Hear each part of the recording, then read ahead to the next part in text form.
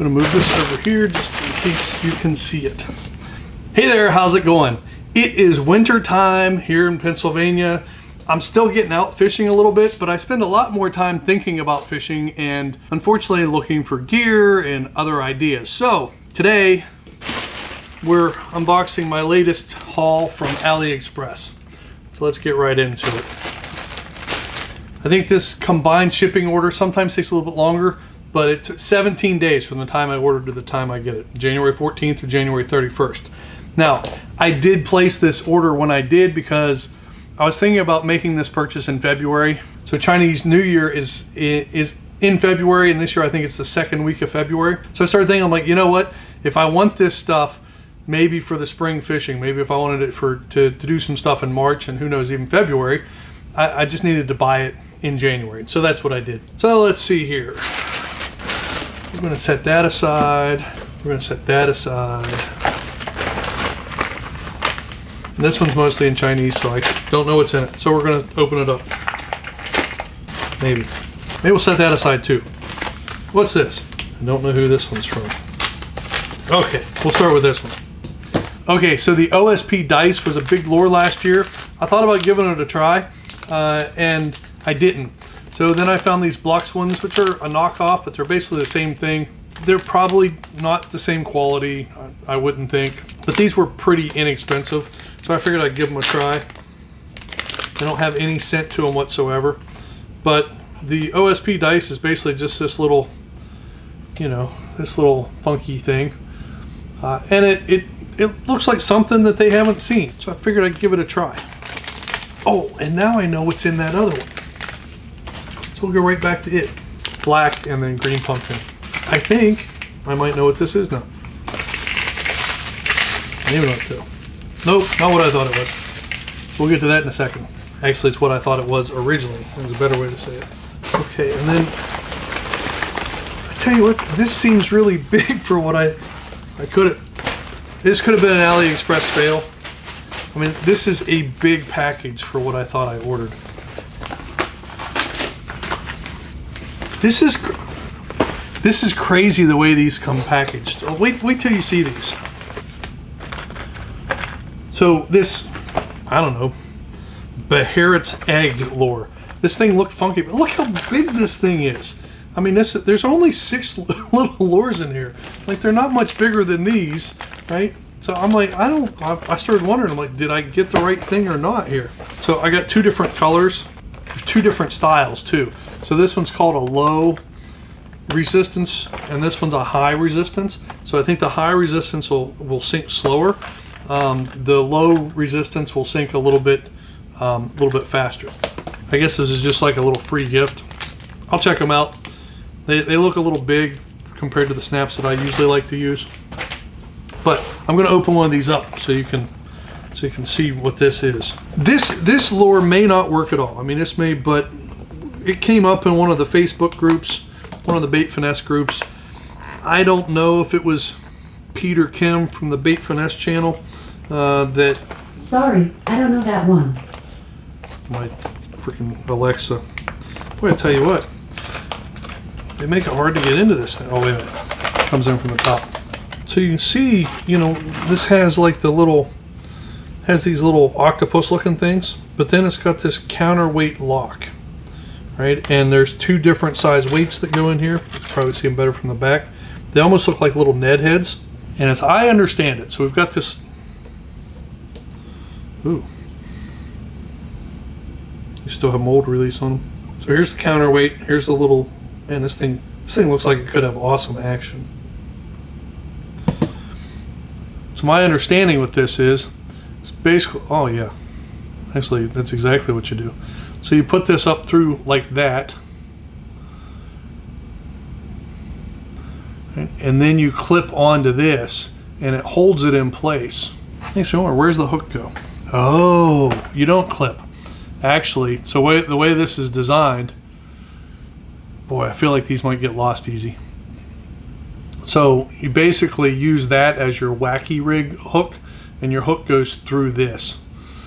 We'll see how that works out, and then as it pushes back up, it's supposed to stay on. Maybe it'll work really well. maybe it won't. It's a little bigger setup than what I was expecting.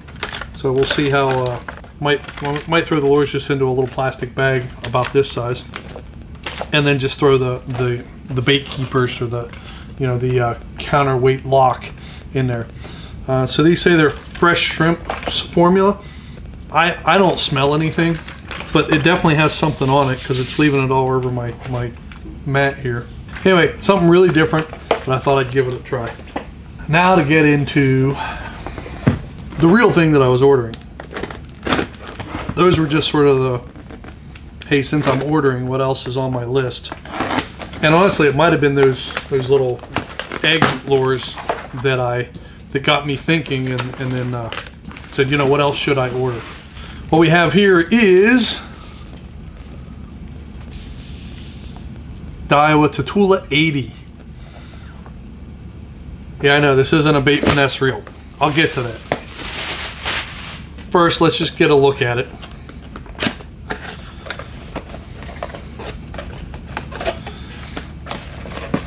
You know, I did grow up a Shimano guy. I mean, that's when I could afford to buy a better reel, I bought a Shimano.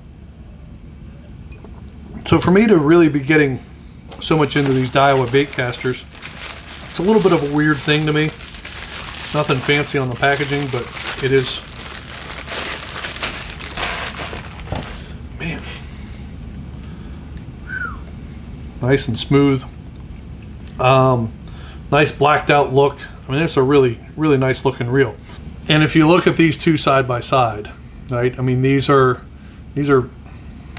I mean, they're on the same platform.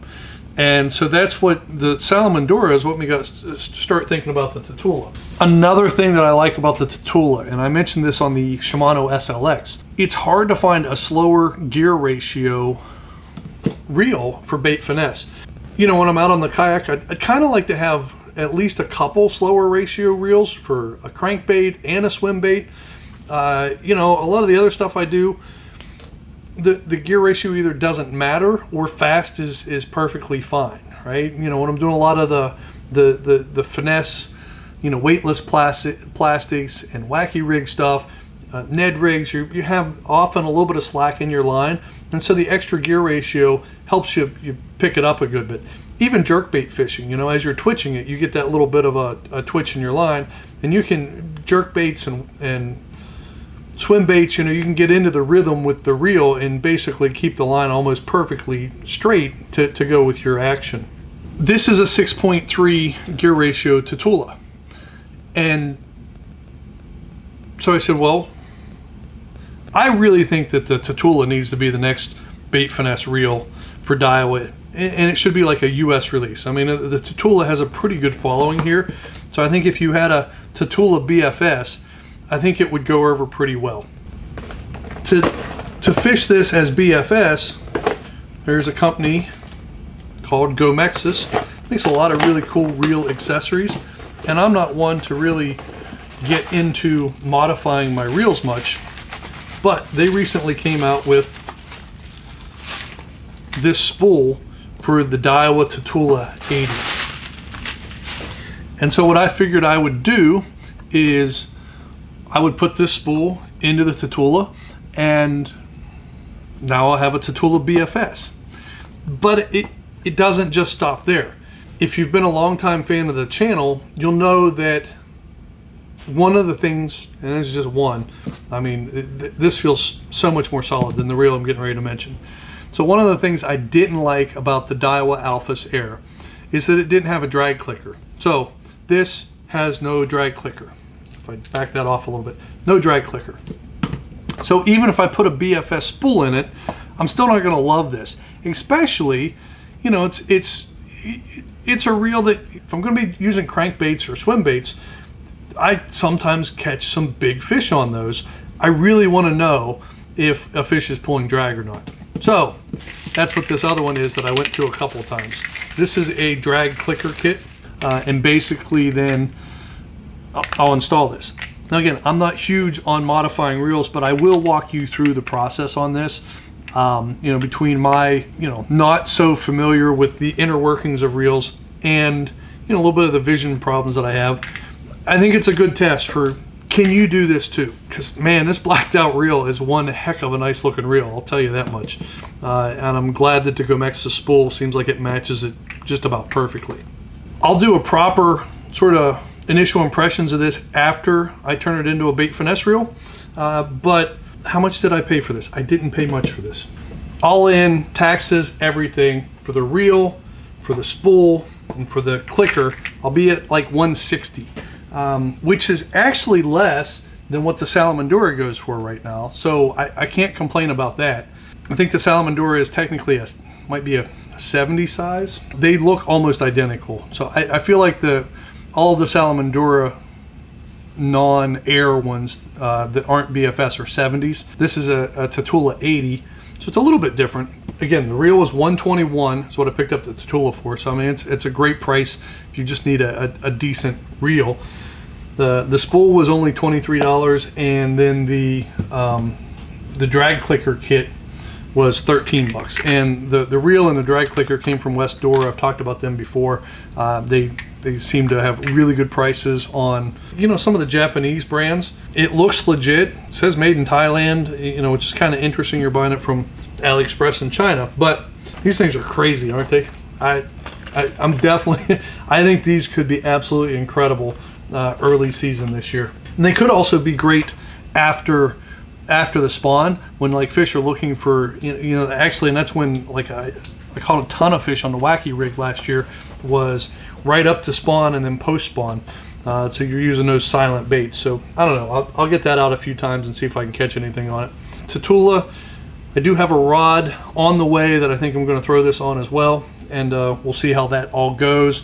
And if I don't like the way the combos are working out, I'll switch things up. So thanks for watching. Do I have a problem with buying too much fishing gear?